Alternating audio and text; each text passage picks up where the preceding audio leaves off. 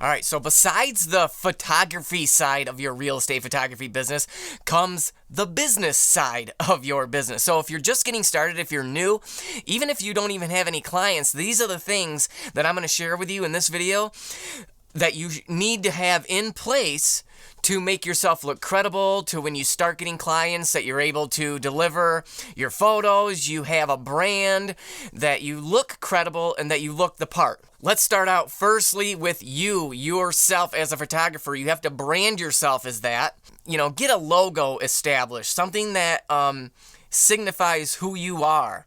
And one of the really cool sites that I use, a lot of photographers use this, let me show you here. I'm going to bring you to the website here. They're called Photo Logo. So what they do is they actually use handcrafted calligraphy artists to create your logo for you. So your logo can be customized, and it's impressive to me. And this is actually what I use for my logo. If you go to my website right here up in the top, you can see that was handwritten by somebody, and then I just had them put my website down below. It's only $40. You have up to 3 revisions for free. So if you don't like the way it looked, and at first I wanted to make it look like how I write my name, I wanted to make it look like my signature, and then with my logo on there, and I'll get to why I did that in a second, but at first I'm like, well, that's not how I write my J. And it grew on me.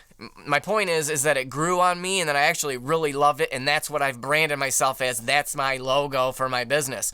And that's why I love this, because it's not gaudy. It just looks like you signed your photo like a painting artist would do. So I don't think that's I think it's classy looking in a way. But yeah, every time somebody sees your logo, they're going to see your website. And that's what I use basically for my business card. I keep it super simple. I just have a picture of my face, like a headshot of me, and then my logo, and my website's right there. All your information's down there. So let's get to that. After you've established a brand, a logo for your company or your business, you're going to need to direct people to showcase your work. You don't have to get a website right away, but I do recommend getting a Facebook page and an Instagram page. A majority of your realtors, where I'm from, they're 40 or 50 years old and above, but you also have this movement of a lot of young people coming into the business, and a lot of young people are on Instagram. So have both of those. And the cool thing about Facebook, obviously it's free, but you can put all this information up there. I actually am going to show you right here in the About You section. I just did this just today. I'm going to put my pricing. All right, so after you've established your logo and you have your Facebook business page up and running, we got to focus on the business side of it. So you get back home from a shoot, you've finished editing all your images, and now you have to deliver them to a client. I use WeTransfer to deliver my photos. There is a free version, and you get to send up to 2 gigs at a time. That is probably going to be enough. That's what I started with. Now, once you start getting into sending bigger video files, if you want to get into video and that, I'm also a commercial videographer. I do wedding films and commercial work too, so I needed to upgrade to the $10 a month plan, which gives me 200 gigs to send at one time. And the other cool thing about this is why you might want to consider going with the paid version as soon as you start getting clients is because you can save. They give you 1 terabyte of storage, and that is a ton. And you can set the link, the files, the photos to be saved in the cloud for unlimited amount of time or a year. These are things that I have come across that I've learned the hard way from, but also I've realized that, oh boy, I better, make sure that I have the cloud storage or backups of everything, because if clients end up losing their files or they can't find the email and now that link has expired and they don't have their photos, and if you don't have them on your end, that makes you look really bad, like you're not protecting them in situations like that. So we want to make sure that we're saving our clients' files for a long time. Like their listing contracts are usually for 6 months or a year. Now that you've delivered the files, we need to bill them. How are we going to bill them? Well, I love the Wave app. Let me show you this. And the reason why I love this is because it's super easy for clients to pay right through the invoice, right online. The mobile version is super easy. They can literally click, put their credit card information in, and then hit send, and then you get paid. And it's so easy for them. The next thing you're going to want to do is focus on tracking your expenses, tracking your income.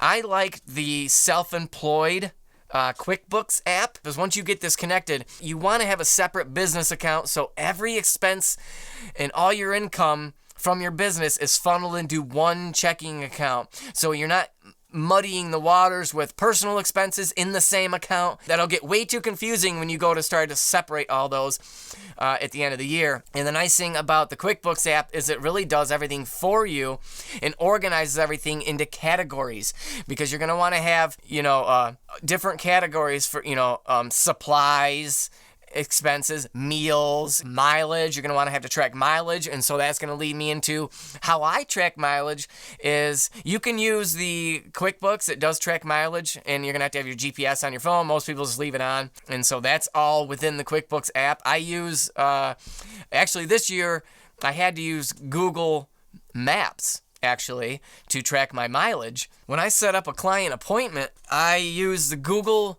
Calendar. I put the name of the realtor, and obviously you got to schedule the date and time. And then down here where it says add location, I put the address of the location, save that into my calendar. So when I go back, when it comes time to go to that appointment, I just click on the schedule and I click on the map, and it'll bring up your Google Maps. And then Google Maps will track your mileage for you, and I will show you that. So when you open up your Google Maps on your phone, you're going to want to go to Saved, and then down here at the bottom where it says Timeline, click on Timeline, and you're going to be able to click on the Insights at the top, and then you can choose your month. So for example, January, look, 421 miles I've driven so far just in the past month of January. And so that's going to make it a lot easier at the end of the year when you need to have a travel log and how many miles you drove each month. Let's go down to the next thing that you're going to want to do is having, like I was talking earlier, is liability insurance. Some companies will not hire you unless you have proof that you have liability insurance. Look into it. I only spend $20 a month, and it's I get I think around $2 million worth of coverage, which is way more than enough. If you have homeowners insurance or whoever you use for your auto insurance, maybe they have just general liability insurance through them. Otherwise, there's a lot of companies online that offer it for a low discount price of $20 a month. You're probably never ever going to have to use it, so it's not something that you have to worry about. Make sure they're a legit company, obviously, but I just Googled it and found one. I needed one like that day. I had a big job, and they needed to have proof of liability insurance, and I'm like, yeah, I have it, and then I just quickly got it. So as long as you're covered, they're not going to care if you just purchase it that day. You're covered legally, and then you'll send over the proof of that for your insurance, through your insurance. So the other thing I want to talk about is if you want to get into video production. So when you shoot a video, like a highlight film of a listing, if your real estate client wants a video, it's a good idea to send them a link so they can watch the video, give you feedback. And one good way to do that is through YouTube. Okay. Now, I don't recommend using YouTube as a storage, because say you deliver like a 4K video and then you want to download that video later on, you're only going to be able to get a 720p version back. Just keep that in mind. Other options would be Vimeo. Now, you're going to have to pay for this. I don't know if the starter plan at $9 a month, there's a size for that. You'll have to get into that, but you can embed these videos onto your website. I know a lot of people use Vimeo for sharing things, and again, I don't know if the client can download it from Vimeo or not. These things you're going to have to look into. But what I use, another website that I use is VidFlow. Now, this might not be practical unless you're doing a lot of videos or commercial work, for example, but it's really cool, really nice format. I use this for my wedding films, how I deliver them, because it's cloud storage. They can download it right from there. And this might be a good way to, share the video with a client, because the other thing too is your real estate clients might have to share it with the homeowner for them to review it. But with this site, they can download it. Once you send them the link, they can watch it and then they can download it. So say you send them the final version, they're like, yes, we love it. Can we have the video? Well, if you just uploaded it to YouTube only, you're going to have to tell them, okay, when I get home, I'll send it to you. And if they are really itching to show this to the seller, you're going to frustrate them. So this way, they're able to download that video without you having to do any further work for them. And so, and you know what, you might be able to just use this for cloud storage if you're doing higher end commercial work.